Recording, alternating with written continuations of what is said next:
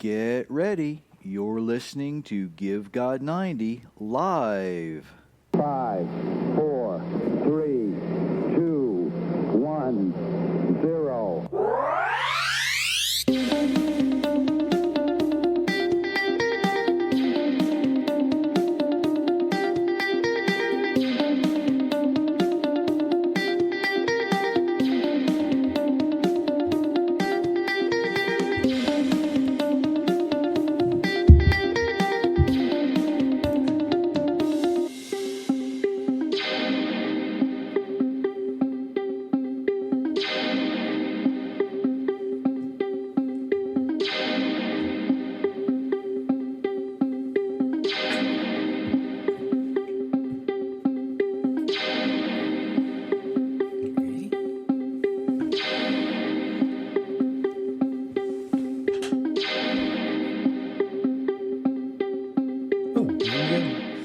Welcome everyone to Give God 90. We are live on a Thursday night.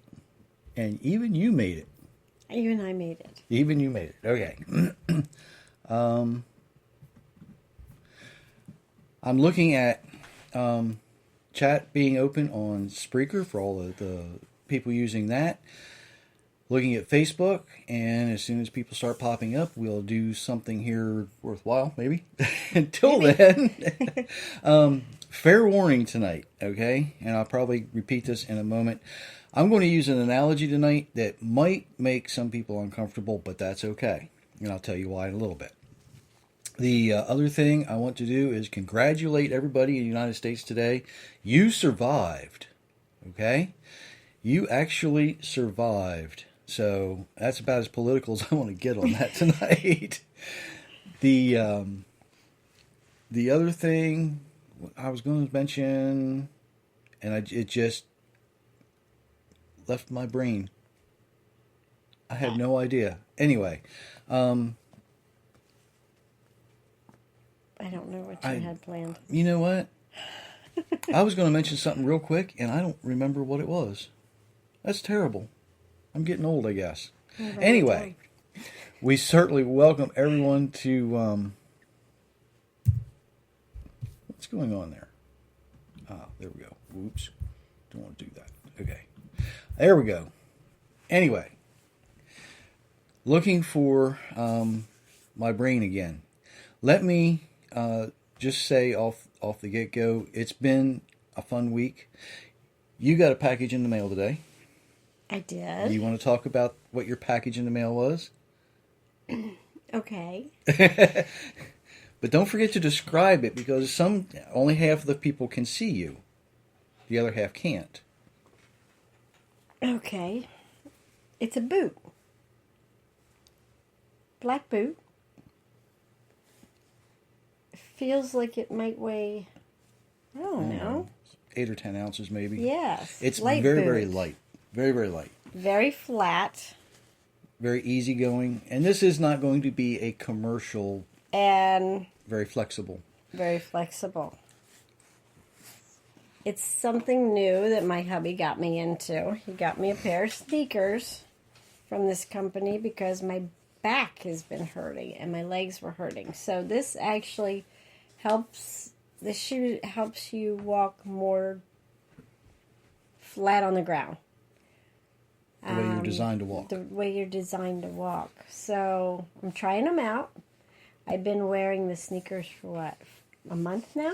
Or more, yeah. Or more. And I put at least 5 miles a day at work, if not more, on them. And I come home and my legs and my back are not hurting. So, neither are my feet. So, just something that, and we have these, the link to the website for these shoes, if anybody's interested. There is a button down there that says Zero Shoes. There is a link for that there. And these are the sneakers. And they have all kinds of things on there. They've got stuff for men, stuff for women. They have sandals, right. They have boots, and they've got different tread. This is awesome for hospital work. I've not slipped yet on the floor, which is good. These are actually a little heavier, and they also do the whole bendy thing. You can wad them up and unwad them. But, yeah, they're they're worth a try anyway if you're having issues with your back and your legs.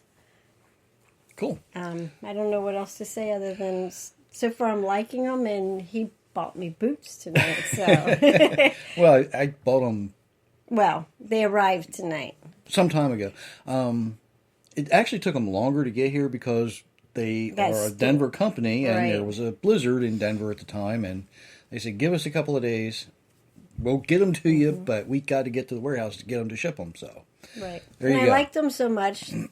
I like wearing my sneakers all the time, but they don't go with everything. So he bought me the boots so I can wear them out in public. Well, and there's times you come home with stuff on your shoes you don't want to wear out in public because True. you work in a hospital. True. So more on that later too. Okay. Are your thoughts the thoughts of the Creator? Well, in Isaiah, we're going to find out not necessarily. But it can be. They can be. You can actually do what you need to do if you choose to. But it's a choice. You have to make the choice. And to get it, let's go ahead and start with Isaiah 55. It's marked. And we're going to look at Isaiah 55, verses 6 through 11, just to get going here. 6 through 11. 6 through 11. Seek Adonai, he may be found. Call on him while he is near. Let the wicked forsake his ways, and the unrighteous one his thoughts. Let him return to Adonai, so he may have compassion on him, and to our God, for he will abundantly pardon. For my thoughts are not your thoughts, nor are your ways my ways. It is a declaration of Adonai. For as the heavens are higher than earth, so are my ways higher than your ways, and my thoughts than your thoughts. For as the rain and the snow come down from heaven, and do not return there without having watered the earth, make it bring forth and sprout, giving seed to sow and bread to eat. So my word will be that goes out from my mouth. It will not return to me in vain, but will accomplish what I intend, and will succeed in what I sent it for. Okay. Aren't you proud of me? I let you get through that whole thing without stopping you. Yeah, that's all. Basically, what Isaiah is writing there is, you can seek the Almighty if you choose to. But chances are you're not going to want to. And more importantly, if you're not going to do that, then your ways aren't going to be his ways. He's going to think on a much different level than you are. But you know what? Even that doesn't really matter because he's going to do what he's going to do. Mm-hmm. And we're not going to get in his way.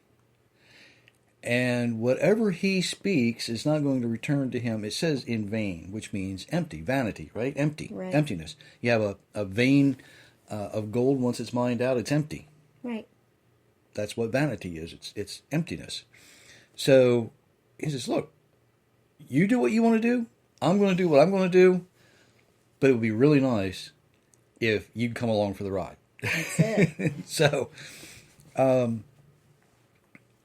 if we look at our Bible and we see the same pattern over and over and over again, and we see the same thoughts over and over and over again, do you think that might be important? I think so. Do you think if God's saying, you know what, I'm going to tell you to do this over and over and over again, I'm going to mention it a whole lot of times, it might be important, right? Mm-hmm.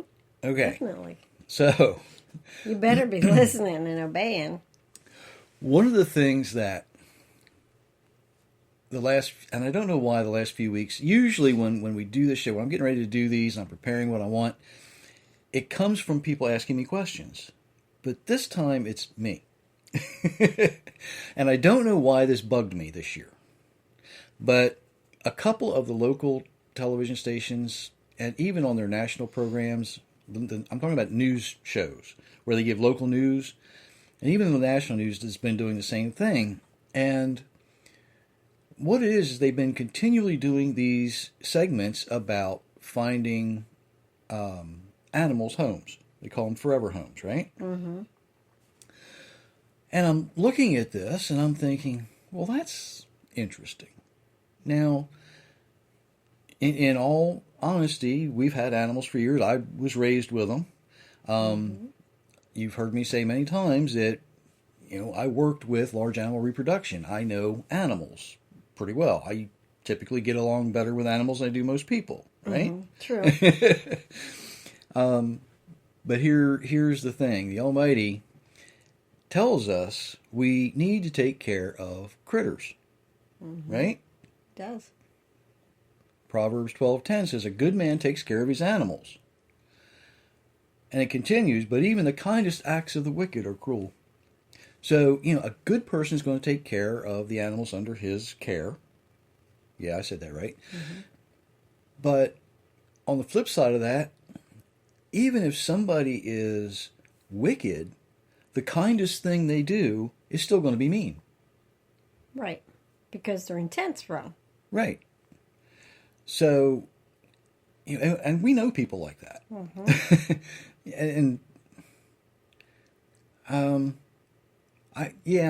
going to go down this path for just a short second. If you have, let's pretend you have a parent.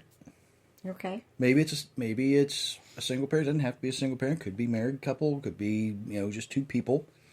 And okay, now they have one older sibling, one younger sibling. Doesn't matter if it's brother, sister, brother, sister. It doesn't matter.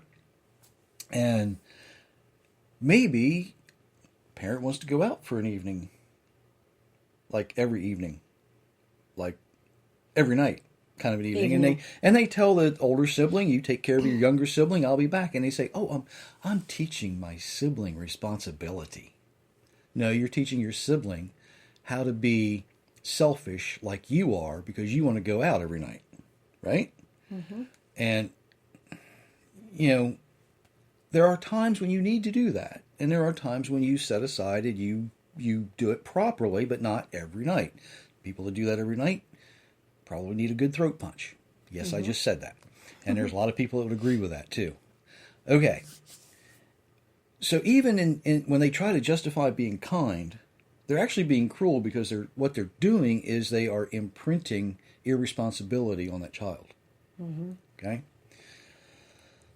Exodus 23:4-5. Now this is getting to the root of the problem here.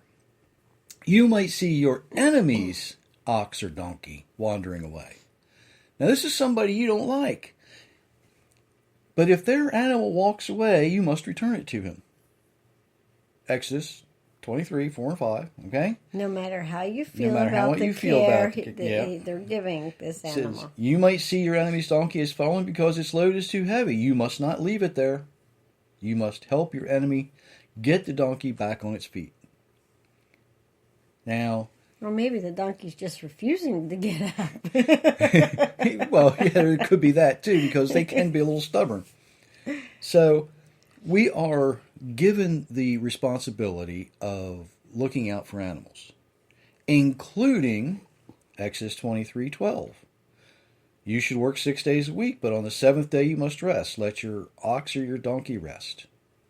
This also lets the slave born in your house and the foreigner be refreshed. There's some application to this, because what it says is if you typically use your donkey to carry, let's say, goods to market, it can't do that on the seventh day, can't do that on the Sabbath. But what it can do is it can carry you to go talk to a prophet or go talk to whoever the righteous person would have been in your community at the time. We see that in 2 Kings from the Shumanite woman who rides the donkey to the prophet. So don't think that all that... And you also have the responsibility to feed them on the Sabbath. You have the responsibility to water them on the Sabbath. You have the responsibility to care for them. Now, what these news shows are doing is they are really promoting this finding animals homes. And that's a good thing, okay? to a point. To a point. And I got to be, a little careful here because about 35 years ago now, I worked with the folks from the Humane Society and the SPCA, and I can tell you they don't always care as much about the animal as they care about themselves because they want to make themselves feel good. There's a really good example of that when the storm went through the Houston area. They had a dog that actually was microchipped, but they never checked for the microchip. And the dog was adopted by another family about 1,000 miles away. That's right. And you know what? Oh, but we felt so good making sure that this dog was taken care of, and it found another forever home. And at its whose owners expense? were looking for it. And the owners were searching for it. They had actually created a dysfunctional family, if you want to look at it from their point of view. Now, those are just a couple, and there's like one or two more places in there about making sure that we care for animals properly. The stuff in there about not muzzling an ox is not really caring for it properly. It's telling us how to help it work. Because it says while it's trading grain, which it's not allowed to do on Sabbath. Right. So, there's things in there that we have to apply those instructions properly. Okay? Here's the issue I'm getting at. And not the issue I'm getting at, I'll get at in a minute, but here is the uncomfortable part of what I'm going to talk about. And if you get uncomfortable with this, good, because it means you have some compassion. As important as it is to take care of animals, there's just a handful of verses that tell us to take care of animals. But there's a whole lot of continually repeated verses that tell us to take care of each other. Specifically, orphans. Specifically, children. Specifically, widows. Sometimes they're all lumped together. Sometimes they're specifically separated. Deuteronomy 26, 8 and following. Now, in Deuteronomy 26, it talks about first fruits and tithes. Okay? And don't get that confused with what you look at first fruits later on, because this is specific to being in the land, in the place where he tells them to put his name, and what they're going to do when they get there. And it comes down to this. And as you take your first fruits in, there's some things you're going to say that I'm not going to include in this, because I'm going to start in verse 8, where it says, "The Lord brought us out of Egypt. He did it with great power and strength. He used terror, signs, and miracles. Then he brought us to this place. He gave us this land where much food grows. Now I bring part of this first harvest from this land. Lord, you have given me this land. You have given me this land. Then place the basket before the Lord your God and bow down before him. Then you and the Levite," so you're doing this with the priest, okay? "You and the Levite and the foreigners among you should rejoice." That's kind of odd, isn't it? Guess who they're including there? You, the Levite, and the people who don't even live in the land. They're all supposed to be happy. They're supposed to be part of this, because it was an inclusive concept at this time in history. Exclusive didn't happen until after the Roman invasion. Actually, technically after the Greek invasion.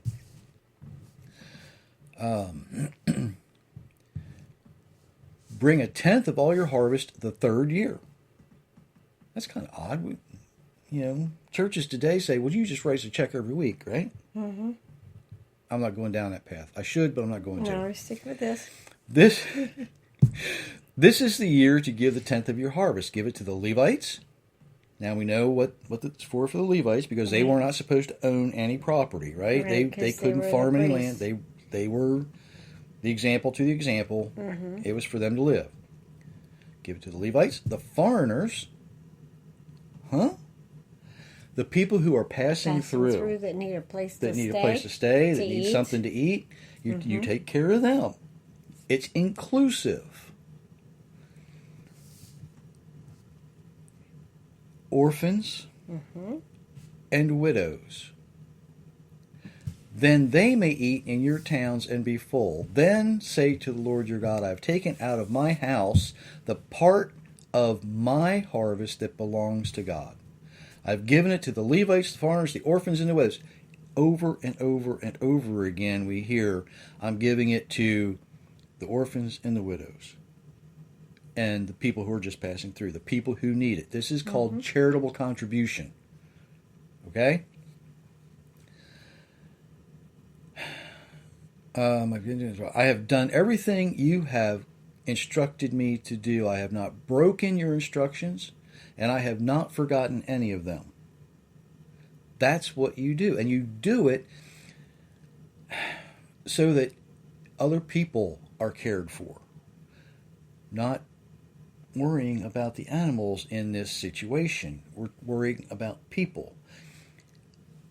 Like I said, there's a handful of instructions that deal with animals. This concept is over and over and over and over again. You take care of your widows, you take care of the orphans, you take care of the people that can't take care of themselves. So much so, and those of you who have heard me speak before know that I love to go to Psalm 82. Psalm 82 is, and I'm going to make this really simple for people, okay? Creator God is standing in the divine council of the created gods. Did you follow that? Mm-hmm. Because it says in Genesis 1:1, in the beginning God created the heavens and the earth and everything in them, right? Right. So not he's the creator, but he has these lesser gods, if you want to think of it as gods with little g's, divine beings, and what their job was once the earth was made was to actually help govern the separate nations. We get that out of Deuteronomy as well when we talk about the 70 nations. And he is about to run them under the ringer. Hey, Sean, good to see you. Hi, Sean. But he is about to really run them under the ringer. And he says in verse 2 of Psalm 82, "How long will you judge unjustly and show partiality to the wicked?" Apparently, these lesser gods that have some control or authority over the nations have not been doing their jobs properly. They've not been, their thoughts were not the Creator God's thoughts. Does that sound familiar? Didn't we just read that in Isaiah, right? We did. So it's not just us and the Creator, it is these other divine beings and the Creator. And to give a good example of this, we see Gabriel when he goes to Daniel, right? Same Gabriel that we see later talking to Zechariah in chapter 1 of Luke, who stands in the presence of God. He reminds Zechariah of that. And he says, look, I stand there, right? But in Daniel, we see he was withstood by the prince of Persia for 21 days. Now, that's obviously not an earthly prince, because no earthly prince, no earthly person is going to stand in somebody's way when they are sent by the Almighty. So, he's talking about the divine entity that had control over that section of the world at the time. Right. Eventually, they called Michael down, and Michael took over, and Gabriel went on to deliver the message. But the Almighty's standing there in this divine council, and he's reading them the riot act. He says, look, how long are you going to judge unjustly? Mm-hmm. How long are you going to show partiality to the wicked? How long are you going to let the people who are mean and evil and wicked continue their ways? And then he starts laying it on the line. He says, look, you give justice to the poor and the fatherless. Oh my. There it comes back to him again. Be just to the afflicted and the destitute. Rescue the weak and the needy. Deliver them out of the hand of the wicked. They don't know what's going on. They don't realize that there's all of these things going on around them. They're not that certain about how the spirit world works. This is in Deuteronomy. They weren't I'm sorry, this is Psalm 82, and it's actually not one of David's Psalms. It was Psalm of Asaph or Joseph. So, Joseph was saying, this is going to happen. He's seeing what's going to happen. And in verse 6, the Almighty speaking, he says, "You're gods, you're all son of the Most High. Yet you will die like men. Now, what he's talking about here is not, when death is talked about in Scripture for people, it's sleep or rest, right? We rest in the dirt until the resurrection. What he's talking about here to these divine beings is your death will be just like mortal man's final death. The ones who reject everything till the end, they will be thrown into the lake of fire. That's right. And that's what's going to happen to them. Why? Because they weren't taking care of who? The widows and the orphans. Widows and orphans. Over and over and over again. There's more than about, I think I stopped counting when I got to 12 places where this is repeated in different verses, different places. The same concept comes up again and again and again. Take care of people, take care of people, take care of people. It's great to take care of animals. Don't have anything against them. But our first thought should be God's first thought. And God's first thought is, let's take care of the people. Let's take care of the people that can't take care of themselves. Let's take care of the people. Why do you think, that farmers in ancient Israel were told, you know what? Don't harvest the corner of your field. Because the poor people got to have something to eat too. They can't afford to buy what you're selling. Oh, and by the way, you got to take part of that to the what would eventually become the temple to make sure that these folks do have something. So it's not just the corners of the field that they were getting. It is, that tenth of whatever they got. That's or whatever right. the farmer grew. So out of all of that thing, we are told over and over and over again to take care of people. Now maybe you don't know how to take care of people. Okay. If it's not in the skill set that the Almighty knitted into you before you were born, kind of like I always thought mine was, then there's other things you can do. It's not, and I'm not talking about donating stuff, all right? It is great to think about all these charities that we look at and say, okay, well, I can throw $10 their way, or I can throw $100 their way. Or, well, I'll go to Walmart or some store and I'll buy a couple of $5 backpacks on sale, and I'll take them and give them away. That's not what I'm saying. And they do coats and they do school supplies. They do all kinds of weird stuff. And they help people a couple of months out of the year. But here's the thing. What we need to be looking at is, how do you get involved? The Almighty has put skills in your life that give you the opportunity to help people. You might not be there to help orphans. You might not be there to help widows. Are you there to help the poor? How about the destitute? How about the people passing through? Here's one. I didn't know what this was called until I looked it up today. In our society today, there are babies being born who are addicted to drugs, right? The proper term for this is called neonatal assistance syndrome. Did you know that? Oh, okay. I didn't know that. So what it is these babies need specialized care. They do. They need people to hold them. They need people, and that is a very specialized thing, right? They have to be watched 24 hours a day. Somebody needs to be with them 24 hours a day. So when we see that and we look at it, it's kind of heartbreaking in a way, because you think about these parents, or I should say mothers, because these are children who are actually born to a drug-addicted mother at this point. The father may be drug-addicted, but he might be long gone too. I mean, he doesn't have to be there for the birth. Right. He has to be there for the conception. Father doesn't have to be there for the birth. So we have these drug, and if you want to look this up, there's actually videos on YouTube if you can stomach it, okay? You look at what's going on. And they're doing wonderful work with these kids. They really are. But that's not the only ones we have. We have children today who, for whatever reason, whether it's through the death of the parents or whether it's through incarceration of the parents or whether some judge finally wises up and says, you're just a terrible, evil person and you're not having anything to do with your kids anymore, and he takes them away. Well, unfortunately, what that does is it puts these children in a revolving door situation between foster home to foster home to foster home, Right. or institution to institution to institution. Right. They revolve around.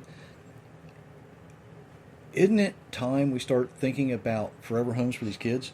Mm-hmm. We know, well, in our family, I have a niece that adopted a child. Mm-hmm. That child actually was from the United States, sort of, kind of, unless you want to consider an Indian nation a separate nation still, but it was within the confines of the continental United States. Excuse me. Other friends of ours flew to China to adopt.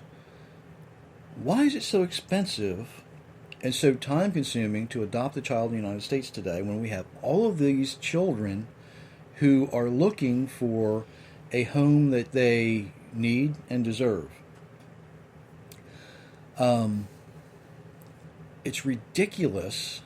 And I'm not saying you shouldn't go look for a child other places. Even the hoops you have to jump through to Right. be able to adopt. They will throw a child into a foster home that is just Careful. not fit for an adult hooligan. But yet, if you go to adopt, and even if they come visit your house, they still have all these hoops to go through. Right. And you've got all that love out there, and all these parents that can't have children, and they won't let them have them. Exactly. So, isn't it time, maybe, to do something? And I had never done this before, but I wrote to 2 of our local TV stations, and I said, look, why are you doing this? Have not received an answer. I said, why are you giving more time to pets and animals than you are to people? It was basically the question I was asking them. And I told them, I was up front with them, I said, look, I'm an author, I do a podcast, and I'm not going to say which stations I wrote to because that's just not fair to them. Give them a little bit of an opportunity to come back, even though it was a couple of days Friday. Even though it was beginning of the week. I'll give them a couple weeks. So, put this stuff out there in front of people. And I use this analogy to go here with where I'm going. If we start to truly seek God's face, if we really, really, really want to get in here and do His will, follow His instructions, we need to start thinking not like us. We need to not say, well, let's put my needs first. I don't need to do what makes me feel good all the time. I need to do what the Almighty says needs doing. And if that is, asking a question from a TV station, why are you putting animals above humans? Maybe it's in your heart somewhere out there to say, why are we doing all these no-kill shelter things for animals, but we're still aborting children? There's a big one. Now that confuses me. That confuses me on a lot of levels, and we just That's don't have another story. we just don't have time to go into all that. Maybe you don't have a whole lot of money to donate. Maybe you don't have the skill to do certain things. Can you read? Practically every library across the country has these programs where people come in and read to kids. Mm-hmm.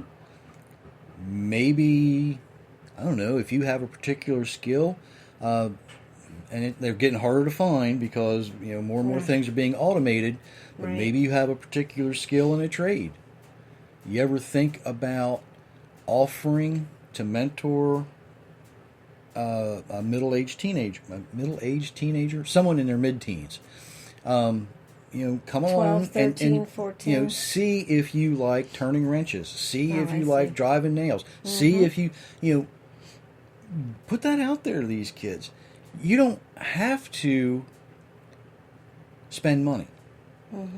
Time. They need people to spend time with them. Time is your most valuable asset. It's your most valuable resource. You can always beg, borrow, or steal more money. You can't beg, borrow, or steal a second more than the Almighty's going to give you.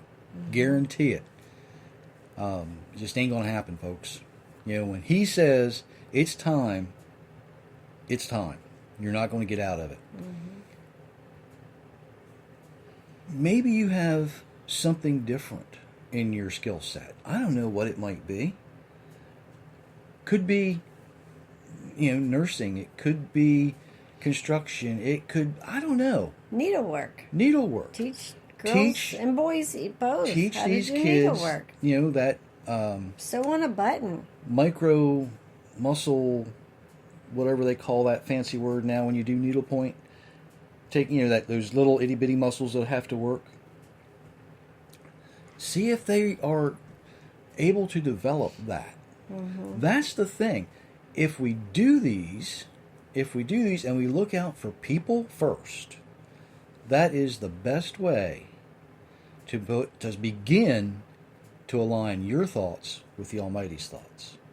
His are always going to be a little higher. His are always going to be a lot more elevated than ours is because, well, let's just face it, we're people.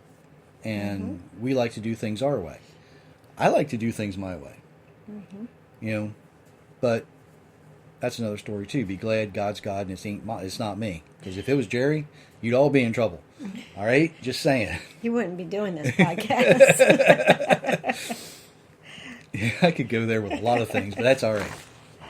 But yet, seriously, and I use this analogy just as an analogy to get you to think, am I doing something that I need to be showing somebody else how to do? Maybe you like dealing with cars. Guess what? There's probably kids out there that need an opportunity to see somebody work on a car. They're not always going to get it in school. I know our vocational school here always has more children apply to it than get in. So, there's always things you can do. And it doesn't matter how young you are. It doesn't matter how old. Well, it does matter how young you are because you've got to be old enough to be able to deal with these things, right? So, like a 5-year-old can't mentor a 4-year-old, right? Because Yeah, it's kind of... the old saying is, one boy's a boy, 2 boys is half a boy, and 3 boys ain't no boy at all. There's a lot of truth to that because what one boy, what you're going to get out of one boy, you're going to get. What you get out of 2 is about half because they're going to be goofing off. You get 3 of them together, No, you got nothing. they're going to be playing somewhere. They're going to be somewhere else. And if Jay was listening, he'd have something to say about that, but I don't think he is. But we'll see. Anyway, don't overlook the things you can do to benefit the people around you. Each and every person has been given the set of skills to be able to help and benefit the people around them. And it is by benefiting the people around you that you receive your blessing. Whatever analogy you want to make out of this, that's what you got to do because you should be striving to make your thoughts His thoughts. You've always got to be reaching. You've always got to be trying. You've got to be stretching. He doesn't like to leave people in their comfort zone. No. Of